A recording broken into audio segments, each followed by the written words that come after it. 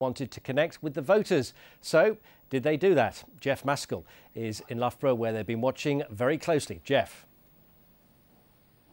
Yes, very good evening to you, Quentin. Welcome to the Students' Union at Loughborough University. We're in their TV studio, and the young people here really know their media. They make TV programmes, they watch a lot of them. This is their gallery. Through there's the studio where we watch this first political debate.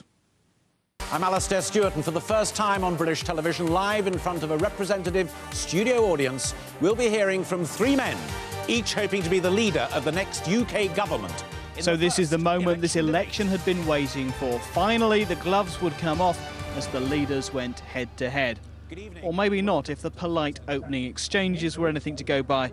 The Facebook generation not exactly on the edge of their seats. People up to get the skills for the future, and we will need... It did heat up eventually, but is it enough to ignite this election campaign?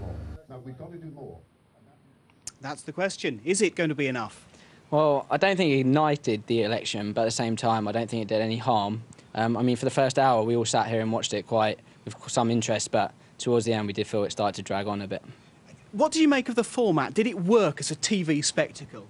I think at the beginning it was very slow, it didn't take off very well, but then I think the leaders really did get into the debate, but it needs to be more face-to-face debating and less speaking into the camera. Was it a bit too polite?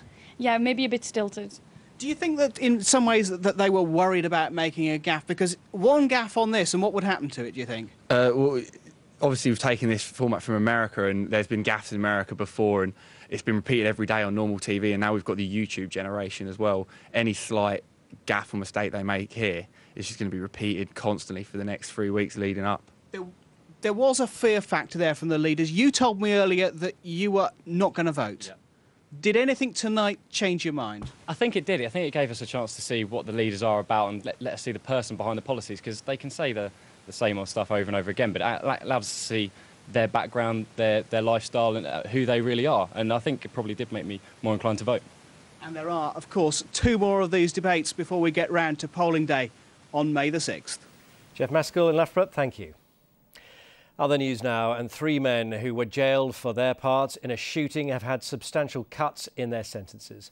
Javan Gibbons shot a 24-year-old man in the leg at a party in Derby in